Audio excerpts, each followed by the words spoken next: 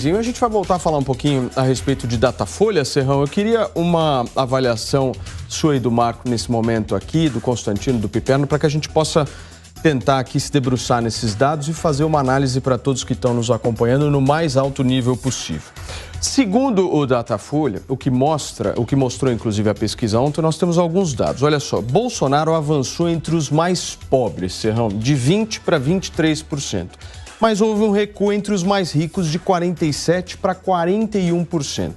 Do último Datafolha para esse Datafolha que a gente está analisando hoje, o que aconteceu? Nós tivemos a PEC dos benefícios, que foi aprovada, que foi um fato extremamente relevante, redução do valor dos combustíveis para todos os brasileiros e também a reunião com embaixadores. Você acha que isso traduz exatamente, Serrão, esses números ou não?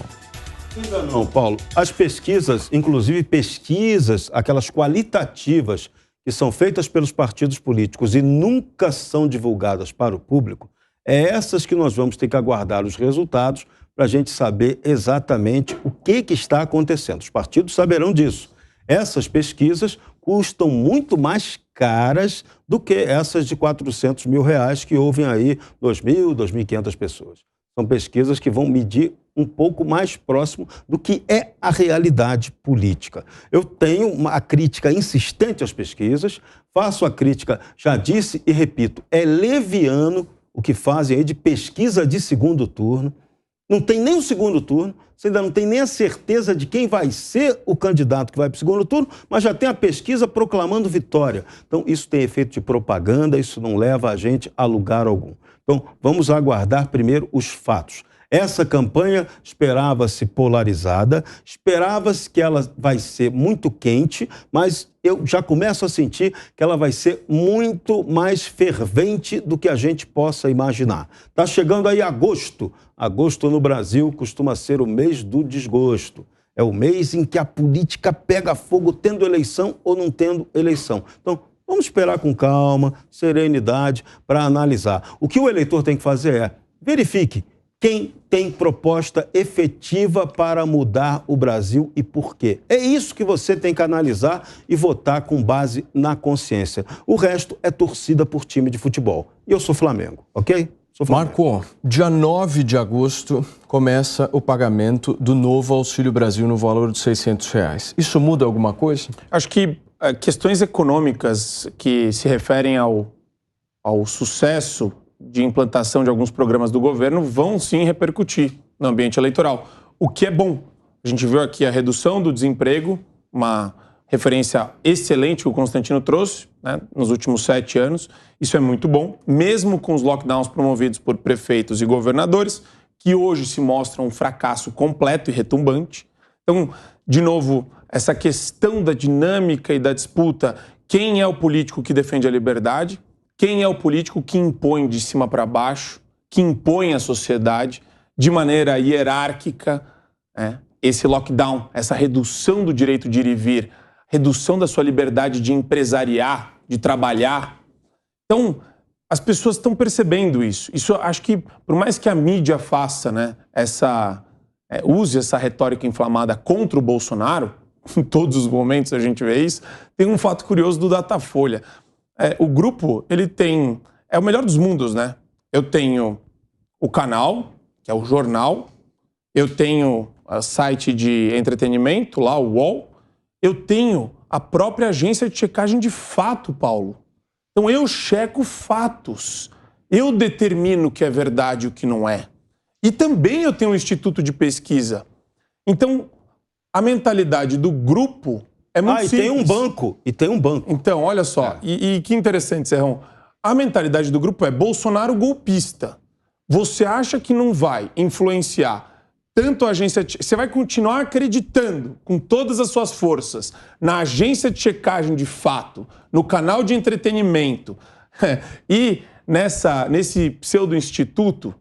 Eu acho difícil. Eu não consigo acreditar. Eu tenho 3 pés atrás. Por quê? Porque você olha para essa situação, os caras estão chamando o Bolsonaro de golpista. Eles já não mensuram mais palavras, eles não têm mais papas nas línguas. Eles vão simplesmente falar e fazer aquilo que é a finalidade ideológica, é o fim que eles buscam, que é a reeleição do Lula. Isso está claro.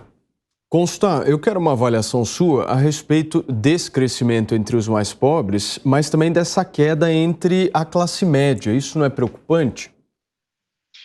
Bom, Paulo, nenhuma pesquisa da Datafolha, né, é preocupante para quem quer que seja, porque ninguém acredita, né? Basta olhar para trás. Agora, óbvio que o presidente vai crescer entre os mais pobres e Nordeste, né? Porque isso tem ligação direta, sim, com os auxílios, com os planos, com a melhoria da economia, com esse bom número de desemprego que nós vimos, apesar da farsa do lockdown. E farsa é a palavra certa aqui, né? Tudo que nós estamos lidando aqui é uma grande farsa. É a farsa do STF imparcial, a farsa do Lula candidato, a farsa do acordo entre Lula e Alckmin como se fosse deixar diferenças de lado em prol da democracia, enquanto é uma cumplicidade para voltar à cena do crime e roubar o país de novo. Só que dessa vez aquele que denunciava o ladrão quer estar junto. É tudo uma grande farsa. E na incapacidade de contra-argumentar esse tipo de coisa, vem as ofensas pessoais, quer dizer, que é uma confissão de impotência intelectual. Então nós estamos lidando com farsantes, de fato, né? Farsantes que diante de um espelho acusam os outros daquilo que são. Porque vamos combinar, Paulo, que defender Lula e Dilma depois de tudo que se sabe é uma confissão de, no mínimo, pouco apreço por valores éticos. Fala, Piperno. Bom, primeiro vamos à pesquisa. É claro que a PEC e os auxílios, eles devem sim ter algum tipo de impacto, principalmente entre o eleitorado de baixa renda. Todo mundo que recebe dinheiro de alguém passa a nutrir algum sentimento de gratidão. Então, só que a gente ainda não sabe qual será o tamanho desse impacto, até porque alguns dos auxílios ainda não começaram a chegar. Mas há taxa de conhecimento alta em relação ao aumento, né? Sem dúvida nenhuma, há uma taxa de conhecimento alta. Há um recall favorável também ao ex-presidente Lula, que foi quem lá atrás era identificado como alguém que concedeu aí muitos auxílios, muitos benefícios.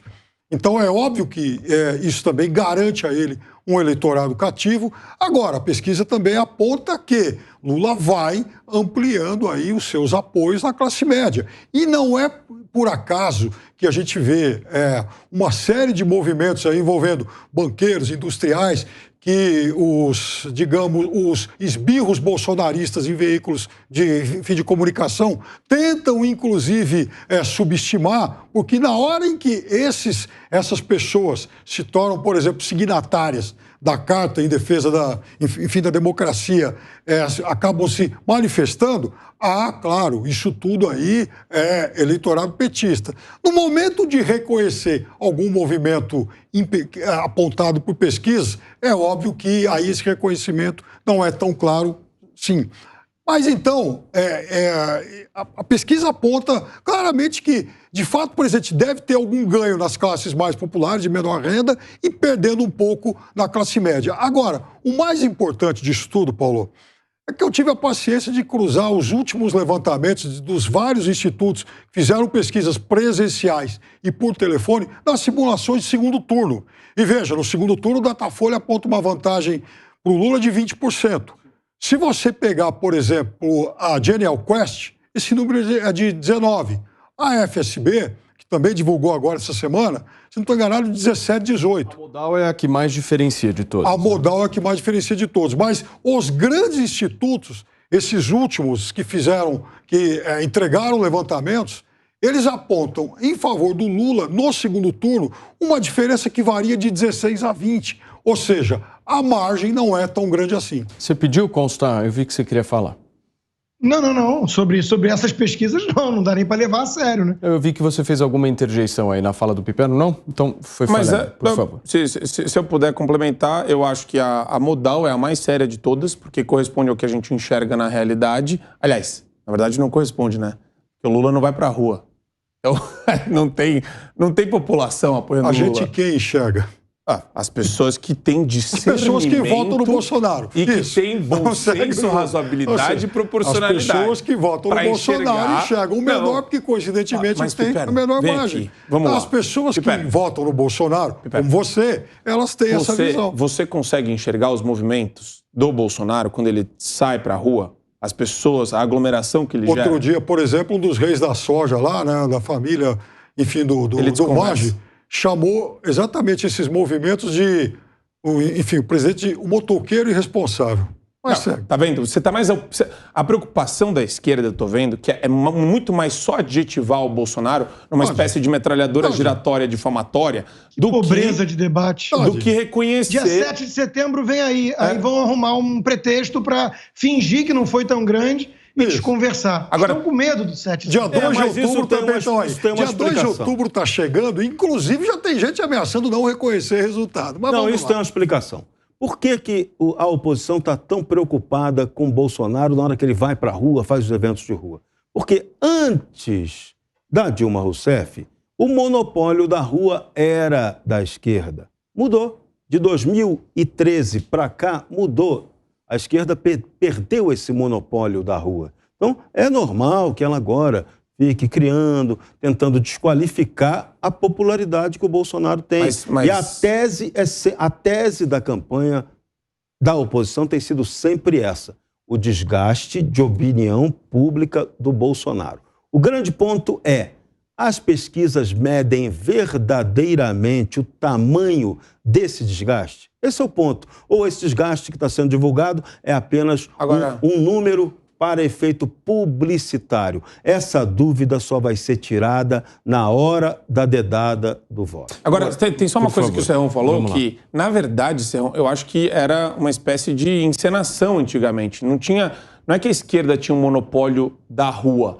A esquerda tinha dinheiro de sindicato, que, por sua vez, recebia contribuição, né, o que chamam de imposto sindical, a contribuição sindical, que era compulsória, né, que o Supremo, antes de ser revogado, a mídia, Marco? Decidiu, a mídia e o busão fretado com a mortadela. Quer dizer, era uma coisa assim, meio para inglês ver, porque todo mundo que estava lá na manifestação nem sabia do que se tratava. Esse tipo de teatrinho está muito bem retratado na Fogueira das Vaidades do Tom Wolfe, que virou filme com o Tom Hanks.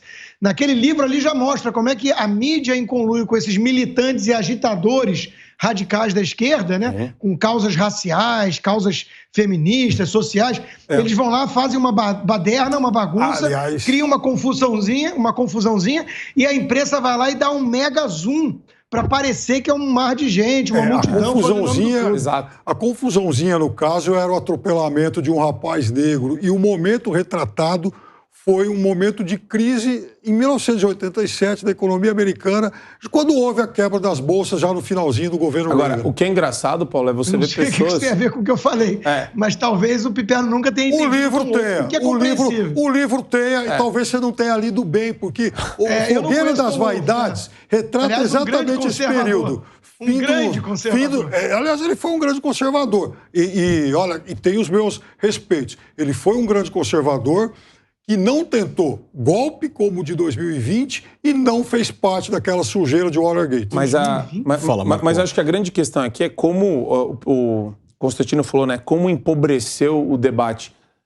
Eu enxergo que também empobreceu a classe política, né? A gente estava falando de manifestação. Você lembra do Boulos na Paulista, no prédio da Fiesp, o grupo dele jogando bomba lá no prédio da Fiesp? Isso foi notícia. Isso aconteceu.